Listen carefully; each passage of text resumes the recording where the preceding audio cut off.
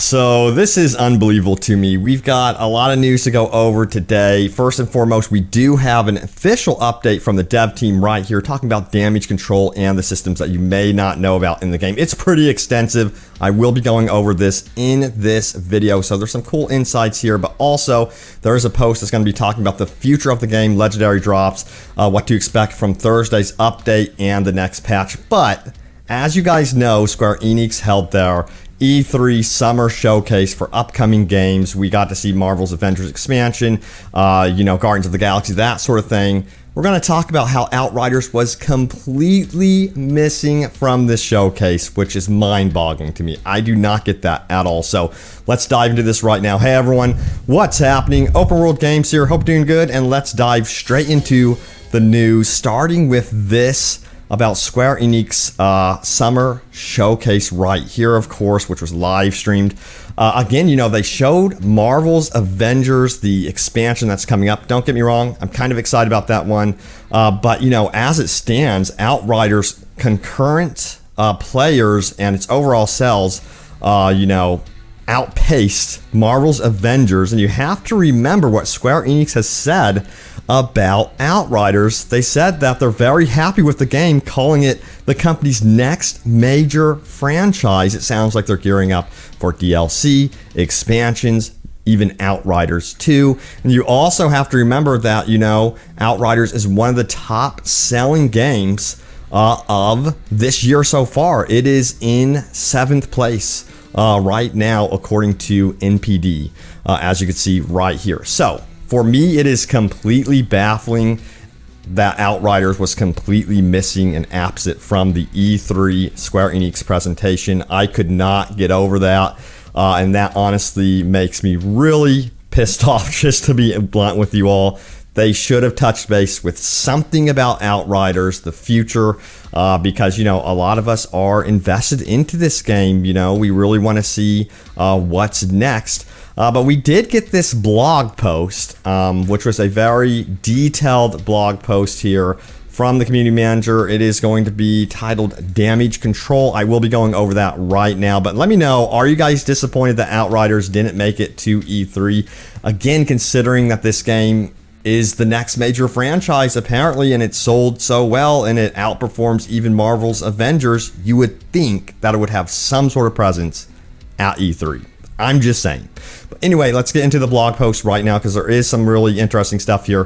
They go on to say this: hello everyone, welcome to a new entry in our Outriders Developer Insights blog. These posts specifically focus on a specific aspect of Outriders and are intended to be a go-to resource for players with questions around the respective topic. As mentioned a little while ago, we wanted to provide the community with a clearer view of some of the game's mechanics that influence the damage taken by the player and character. This Developer Insights post includes a look at the core mechanics that interact with incoming damage, but it also goes into systems that are intentionally hidden and working in the background. Let's get into it. So yeah, we have core mechanics. We're going to be talking about resistance, armor, shields, nodes, mods, and Phoenix mechanics, status effects, health regen, weaknesses, and vulnerability, hidden mechanics, death, and spike prevention as well. Now, before I get any further into this, I wanted to showcase this really quickly as well. This is an extra note from the developer. A lot of you are probably wondering about this, from the community manager, I should say. He says, I haven't included this info in the original post above in order to not distract from the topic at hand, but we'll be back this Thursday with more dev news around the next patch, information about our upcoming changes to Legendary Drop System, and also what we'll be doing for any players who receive a duplicate Legendary from the Appreciation Package. So there are people that actually receive duplicates. I've seen the post out on the subreddit. They are not happy right now, so they have to handle that one for sure. And overall, some people are happy with the, appreciation package, but overall, from what I've seen, it's very mixed feelings about that one. Anyway, let's get into the facts here. It says resistance. What does resistance protect from? It says resistance is a mechanic that serves to protect the player character from incoming anomaly damage. In practice, this means all non-physical attacks by enemies, all enemy non-melee abilities and elemental attacks are counted as anomaly. The perfect example of such an attack are fire grenades from shotgunners. What does resistance not protect from? It says physical damage completely ignores resistance, therefore all physical attacks will bypass this stat. Now it says, how does resistance scale Resistance reduces the incoming anomaly damage by the given percentage, so 30% resistance is 30% damage reduction. An in-game example, a Broodmother uses Anomaly Eruption. It is an area denial ability that forces the character to move. A hit deals 35,941 anomaly damage on challenge tier 15. If the player has 50% resistance, they will take 17,970 damage from the hit. If the player has 30% resistance, I'm sorry, this says 50% resistance up there. If the player has 30% resistance, they will take 25,158 damage from the hit.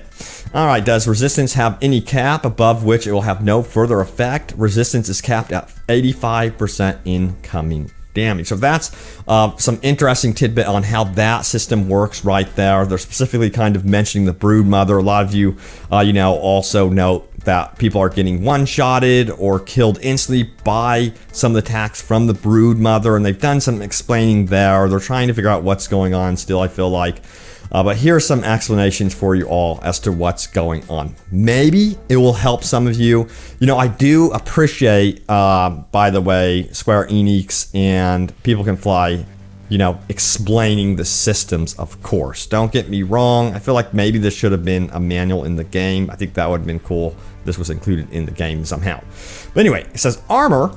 What does armor protect from? Armor is a stat that serves to protect the player character from incoming physical damage. No, are you serious? Now it says in general this means all melee and ranged weapon attacks in the game. What does armor not protect from? Anomaly damage completely ignores armor, therefore all anomaly attacks will bypass this stat. How does armor scale though? Armor value is used to determine how much physical damage should be reduced. It is compared and scales according to the armor reference value during calculation. Reference value is the expected armor value on a certain level, world tier, or challenge tier. Now, challenge tier 15, a Broodmother deals around 50k damage with a melee attack. If the player armor is on par with the reference value, they will have roughly 30% damage reduction. If the player armor is lower, the damage reduction will be lower, vice versa for higher armor and damage reduction. Now, physical damage reduction displayed in your stat screen shows the physical damage reduction against the highest unlock level enemies. This means that if you progress from one challenge tier to the next without adjusting your armor value, your physical damage reduction may display lower. So you have been warned. Does armor have any cap above which it will have no further effect? Please tell us. It says armor does not have an upper cap, but physical damage reduction derived from armor is capped at 85%. So some of you may actually not realize that right there. Some interesting stuff, but let's talk about the shield. There's some interesting facts about this one as well. They go on to say this: shield. What does shield protect from? Both types of damage are blocked by the shield. If the damage is anomaly based, the damage the shield takes will be based on the resistance stat calculation explained above. If the damage is physical based, it will use the armor value. Now, how does shield work? The best way to describe how shield works would be to treat it as additional health bar, which absorbs all damage first until it depletes, and only then damage is reduced from the actual health points. Again, I think a lot of this stuff would be really, really useful in like an in-game manual, or even like perhaps they had some sort of training academy that you could go into as well. That's something to consider. I think that People Can Fly can consider for Outriders too. That's just my opinion, because I think a lot of people really need to be in the know about this stuff. Now, it says shield should behave exactly like health bar, except that they will deteriorate over time. It will also deteriorate faster, when out of combat. The max amount of shield is equal to your max amount of hit points. Increasing your hit points will also help increase the max amount of available shield. Now, important, shield gains are always based on percentages. Boosting your health points, your hit points, or whatever your health, can have a significant impact on your shield values. Last week's changes to health granted by armor should therefore also have boosted the max amount of shields in a similar way. Yeah, there was a lot of cool buffs. Don't get me wrong, there were some really cool buffs done recently to the game as well, but the core issue to me is still the legendary drops. Now it says, does shield offer any additional protection? Shield prevents character from being affected by knockbacks and interrupts. The Trickster shield has an additional 5% extra damage reduction that reduces final damage taken. This is a unique effect to this class, and no other class benefits from it. And that's why the Trickster is the best. No, I'm just kidding. But I love the Trickster, as you guys know. Anyway, we have right here damage reduction nodes and mods. Some skill tree nodes and gear mods provide an effect that reduces incoming damage from enemy type by X percentage. Enemy type means a certain enemy class here, for example, elites. The final damage calculation step is multiplying damage through modifiers, and one of them is damage reduction. For example, reduces incoming damage from brood mothers by 30% will reduce final damage taken from the brood mothers by 30%. Now, what about Phoenix mechanics? These are optional mechanics that allow the player to ignore death the first time it happens. They are tied to Pyromancer, Devastator ability tree. Now, we also have status effects versus resistance, armor, and shields. Damaging status effects are anomaly based, therefore they are moderated by resistance and not by armor. Damage status effects deal normal damage to the shield, moderated by resistance as well. So the more you know. Now, let's keep going, shall we? But why not change up the gameplay in the background? That's what I always say. Now, it says, how does healing and health regen interact with other mechanics? It says, the moment that a character's health hit points reaches 0, that character dies. Are you sure? Then it says, the chronological order of incoming damage healing determines if the character will be able to benefit from certain protection effects before hitting 0 hit points. Or health points. And it says, if there is healing shield regen incoming before the next damage instance, it will be taken into account. Once the health reaches 0, even if a burst of healing immediately follows, no healing will help the player. So it's too late. Now it says, effects applied by the enemies, how do they work? We have weakness, vulnerability, weakness status effects, which reduce the outgoing enemy damage by 33%. This effect can be applied to player characters by enemy attacks. These effects are used by enemies on high world level above 9 and high challenge tiers above 4. They should really tell us what enemies exactly use these status effects. Now it says vulnerability. Status effects that increase damage taken by 15%. This effect can be applied to player characters by enemy attacks. These effects are used by enemies on high world level above 9 and high challenge tiers above 4. And of course, your HUD notifies you if you have any status effects. But a lot of people want that improved as well with the some of the feedback from the HUD with what statuses you actually have. My God, this is a long post. Okay, so let's keep going. Now, it goes on to say the following. Other survivability mechanics, primary death prevention. This prevents players from dropping below 30% of the health due to incoming damage. When triggered, it will block all damage for 1.2 seconds and prevent hit reactions. This mechanic has a 120-second cooldown. This mechanic will only trigger and go into cooldown when a character reaches 30% hit points for the first time, while the mechanic is not on cooldown. If an attack would take a character below 30% health, this mechanic's effect will only take the character to 30% health and the remaining damage will be disregarded. Now, they also have a secondary death prevention. This prevents players from dropping below 10% of health due to incoming damage. When triggered, it will block all damage and hit reactions for 2.1 seconds. The mechanic has a 60-second cooldown. This mechanic will only trigger and go into cooldown when a character reaches 10% health for the first time, while the mechanic is not on cooldown. If an attack would take a character below 10% health, this mechanic's effect will only take the character to 10% health and the remaining damage will be disregarded. Now, there's also a spike damage protection. If a single hit takes more than 65% of a player's max health, its value is limited to just that 65%. This spike protection value increases on high world levels and challenge tier. It is 65% until challenge tier 9 and then scales 84.5% by challenge tier 15. This means that enemies on higher tiers will be able to deal a higher max damage per individual hit to players before spike damage protection applies. Don't forget that the initial damage output of enemies also scales up with each tier that you progress through, and this is intentional as higher tiers are designed to challenge players to assemble a complete build that includes adequate protection from damage spikes through resistance, armor, or both, master enemy behavior and attack patterns in order to better dodge their abilities and mitigate damage from them.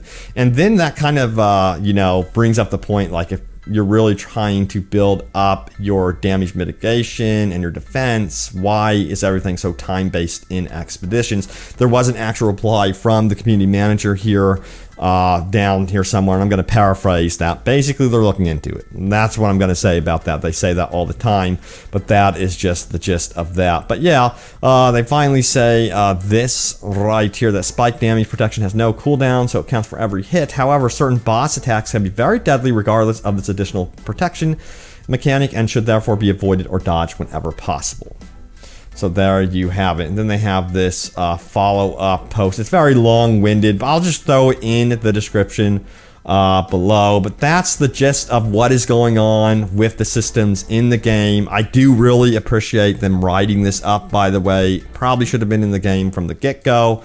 But some very good insight there for sure. But let me know how you're feeling about Outriders right now. What would make you really stay with this game? Please do not be afraid to sound off. But thank you all so much for the love and support on the videos. And I'm going to go over some top comments because I love checking out your comments. So let's see what you guys had to say about my recent video about the appreciation package and everything. We have Unspoken Hero who says, got the appreciation package. It's a weapon I already had. A lot of people.